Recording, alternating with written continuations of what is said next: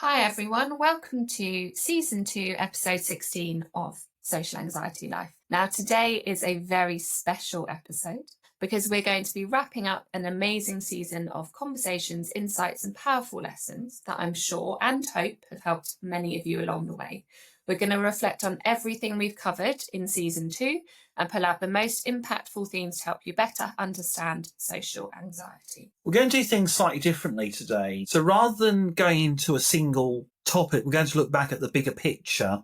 I'm going to pull together all the key things that we've learnt from the 15 episodes of season 2. These are like, little golden nuggets of things that can help you shift your perspective and construct better strategies and offer meaningful support for yourself and others. Okay, so we're going to kick things off with the theme that's been central to so much of what we've discussed this season, which is understanding social anxiety. What we've learned is that social anxiety is not one size fits all. It can show up in lots of different ways, some that might surprise you. And sometimes it's actually about avoiding social situations. Other times it's about masking anxiety when you're actually really uncomfortable. So it's not always about shying away from interaction. It can also mean just having intense distress when you're in a social situation. It makes me think of one particular episode that we talked quite lengthily about when it was the dating episode, and we talked about chef in the market, that example of I didn't get it. Yeah.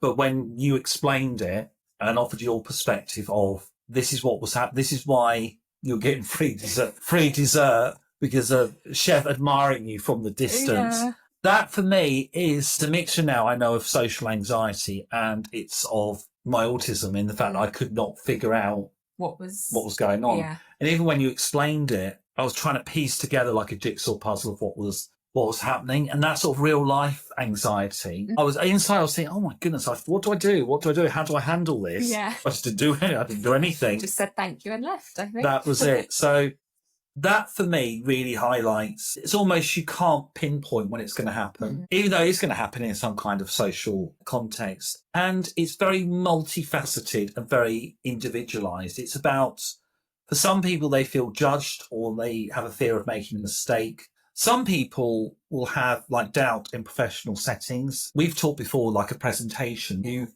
prepped it, you've got all your slides together. But actually, when you deliver your presentation, I don't know about you, but when you do deliver a presentation or a staff meeting, you don't have it scripted out what you're going to say. Do you have something like a prompt, or do you just talk? No, I'll have a structure to what I'm saying. I'll have maybe like slides or something, so I know what I'm talking about in what order. But yeah, I don't script it out because that just feels a bit, I don't know. Yeah, because you're just reading off something. Yeah. When actually you're not allowing for, if you want to go off on a tangent or someone asks a question. Yeah, exactly. Would that put you off if someone asked you a question during your presentation that you hadn't prepared for? Possibly a bit. Probably more if I couldn't answer it. If it was an easy question I could answer, I think it would be fine. If it was a difficult or challenging question, I think it would throw me quite a bit, actually. One of our episodes, we talked about social anxiety changing with age, and I certainly recognise that when I hit my 40s, I realised that I found my social anxiety more prevalent than I did, say, in my 30s or my 80s. And it's almost now realising that we actually have our strategies in place without probably realising it. And it's understanding those different stages of anxiety, how it changes over time. I found it's quite crucial. Yeah, absolutely. We've talked a lot this season as well about social anxiety, that it's not just about avoiding a crowd or a public speaking, that actually it can show up in lots of different ways and in lots of different situations. Something as simple as having a conversation with someone or attending a gathering. I think, we've talked a lot about going to social events, whether it's like a wedding or a party, and just how many layers of social anxiety that involves, how many different things you think about when you go into those interactions, and that it does look different for everyone, and that it's so important to be empathetic and to offer support when you know that someone has social anxiety. We've talked in this season about social anxiety almost being a kind of stigma. And we've seen how essential it is to normalise that social anxiety exists, and more people than we think have it. I can think of people who present quite confidently, but then they say to us, oh, I have social anxiety. So they're masking their way through those social situations. It opens up the conversation more, and it's reduced isolation. You think about, we've had messages from people saying that they resonate with what we're speaking about, and that aspect's been very rewarding. Absolutely. Let's dive into the more practical side of things. So we've talked a lot and heard from so many of you about how much you've gained from having practical strategies, and we've shared quite a few of those this season, things that we individually do to help to manage our social anxiety, but also thinking about how you support someone else who may have social anxiety and the importance of consistency. In one episode, we provided some strategies for parents and educators as well, where we talked about simple techniques. And I think that's something we recognise the more we talked about it, is that our strategies can be quite different. Just between you and me, we don't have the same strategies all the time.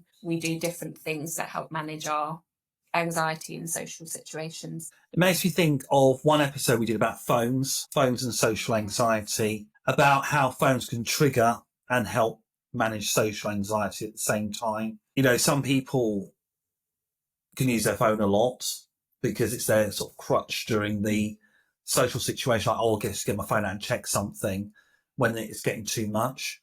But then do you get over reliant on using your phone? And there's people and studies out there that say you shouldn't spend too much time on your phone, or like when you're going to sleep you should limit the amount of blue screen time you have. But actually, sometimes I would argue that I look at my phone before I go to sleep, and for me it has more a regulatory aspect, in the fact that, right, I'm going to have a little look at this, right, I've watched that now, right, I'm going to go to sleep now.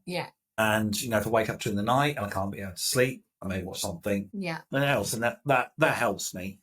Also, I think we talked about, when you're in a social situation, sometimes when you feel very awkward or uncomfortable, it's almost a bit of a safety, like a comfort, isn't it, having your phone, because you can just get it out and just sort of look on your phone for a bit, and that sort of provides comfort in social situations. So we also talked about in season 2 the role of the environment, and the big takeaway was how much our surroundings can help or hinder our ability to manage social anxiety. Advise, I would actually, and I've become better at this, if I'm going to something, so say it's an exhibition. I remember going to an exhibition, one of those big ones down at Excel, and I emailed them ahead of time saying, have you got a space for if it becomes overwhelming? And they said, yes, this is the space if you find it overwhelming. But I also now feel more comfortable taking things with me, so I do take fidgets with me. I take my headphones with me, my noise cancelling headphones, and that almost makes a huge difference, because sometimes I think that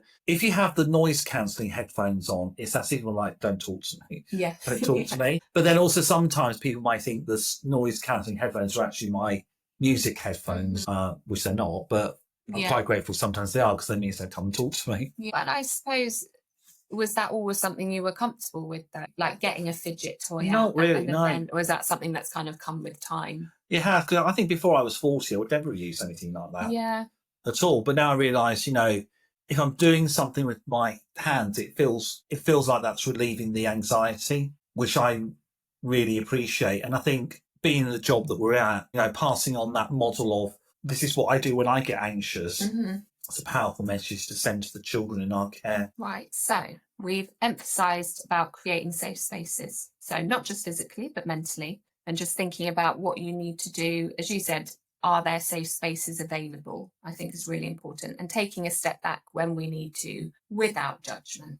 Shifting our perspective over, thinking about social anxiety as something that has to be fixed, moving it towards something that we've got now, or something we live with and manage with. It's been a really big shift, because it's not something that we can get rid of. I don't think you can cure yourself of it. And we talked in one episode about social anxiety being hereditary, and exploring the impact of childhood experiences on anxiety. And for me, that highlights that everyone's experience is different, even between ourselves. We have different experiences of social anxiety. And it doesn't define who you are. It's navigating your way through it. So rather than saying, no, I'm not going to a social event, I am going to go, but this is what I'm going to put in place to help me enjoy myself, if you could go that far. So it's whether, you contact the host nearer the time and say what it is. And actually, saying that you have social anxiety is probably more well received than it used to be, even though I think there's still a lot to be done there.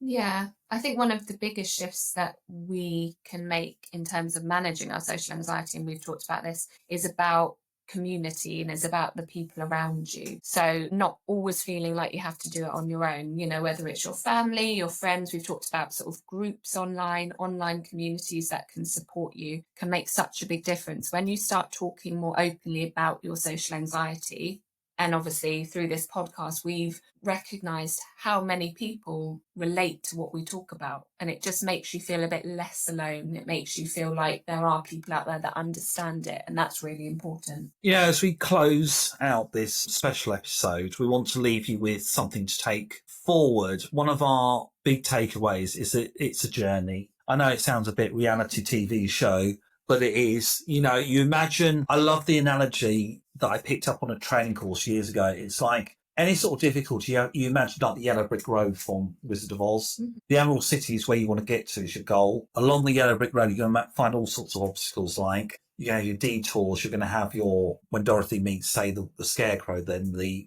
Tin Man, how they're going to interact, how they're going to be with them. It's navigating your way through and how to overcome those particular obstacles. So, Dorothy does get to the Emerald City at the end. How she gets there is through how she gets there. But, I always find, and making an analogy makes it easier to understand.